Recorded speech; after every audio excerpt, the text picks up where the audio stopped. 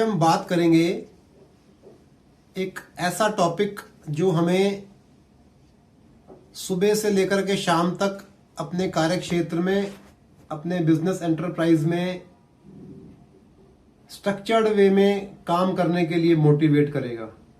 इसको हम बोलते हैं the pentagon of daily activities. इसके 5 आयाम हैं, 5 कोने हैं इसके। तो हम आरंभ करते हैं इस बात से कि कई बार हम अपने बिजनेस एंटरप्राइज में जाते हैं सुबह और या तो हमें पता ही नहीं होता कि अभी हमने क्या करना है।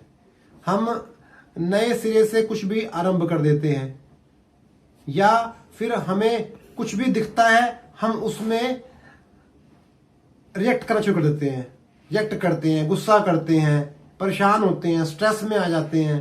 तो इन चीजों से बचने के लिए ये पेंटागन ऑफ डेली एक्टिविटीज, रोज की जो हमारी कार्य प्रणाली है उसमें 5 बिंदुओं को इनकलकेट करने को ही हमने आज डिस्कस करना है। इसमें पहला जो बिंदु है वो है स्ट्रिंग्स हेल्ड। हमने अपने बिजनेस में कौन कौन सी ऐसी रस्सियां पकड़ रखी हैं जो कि केवल हम पकड़ सकते हैं और उनको पकड़ के हम अपने बिजनेस को नचाते हैं, कंट्रोल करते हैं, उनको बोलते हैं स्ट्रिंग्स हेल्ड। आप देखिए कि आपने कौन कौन से ऐसे काम हैं जो कि आपने पकड़ रखे हैं, जो कि कोई और नहीं कर सकता।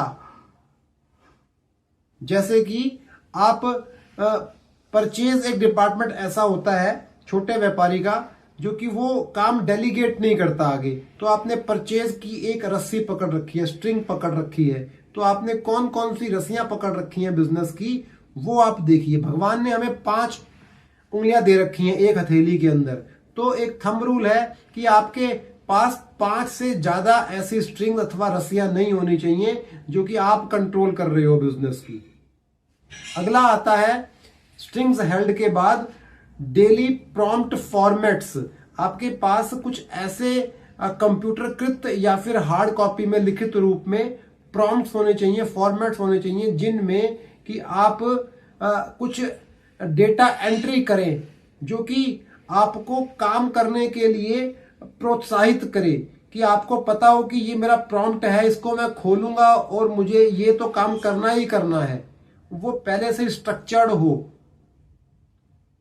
तो ये ऐसे प्रॉम्प्ट होने चाहिए। फॉर एग्जाम्पल कि आपका जो इन्वेंट्री होती है, स्टॉक होता है, उसको आपको एक स्टॉक रजिस्टर चाहे लिखित रूप में हो चाहे कंप्यूटर के अंदर हो, एक्सेल के अंदर होगा तो ज्यादा बेटर है। एक प्रॉपर फॉर्मेट है कि नहीं है, तो उसको हम बोलते हैं डे प्रॉम्प्ट।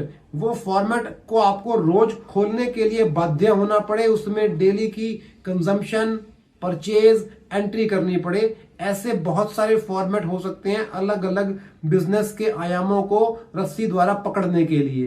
तो ये दूसरा हमने बात किया डे प्रॉम्प्ट्स का।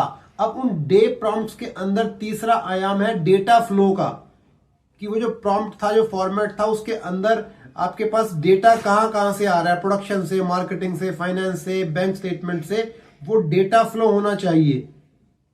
और डेटा फ्लो होने के बाद जो चौथा हमारा पॉइंट आता है वो है चेक साइंस का।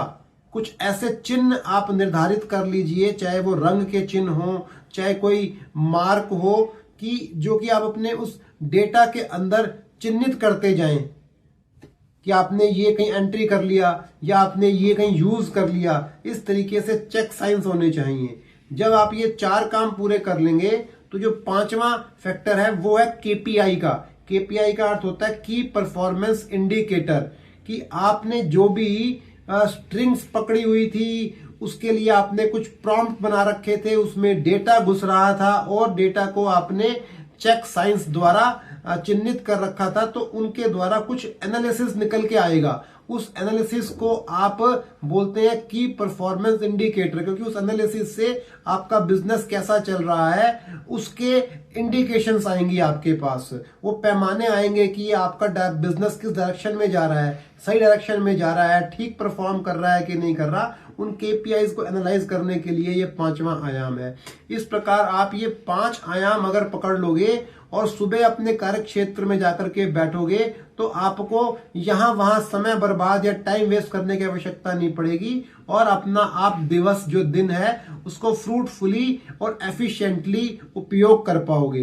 तो ये पेंटागन ऑफ डेली एक्टिविटीज हमने डिस्कस की। इसको और अधिक एग्जांपल्स द्वारा समझने के लिए या इस प्रणाली को अपने बिजनेस में इंप्लीमेंट करने के लिए कैसे इसको फाइन पॉइंट्स द्वारा कैसे कैसे फॉर्मेट्स द्वारा कर सकते हैं इंप्लीमेंट, उसके करने के लिए आप हमसे संपर्क कर सकते हैं। नीचे हमारा फोन नंबर और कॉन्टेक्ट डिटेल्स दी हुई हैं। आशा करते हैं आपको अच्छा लगा होगा। धन्यवाद।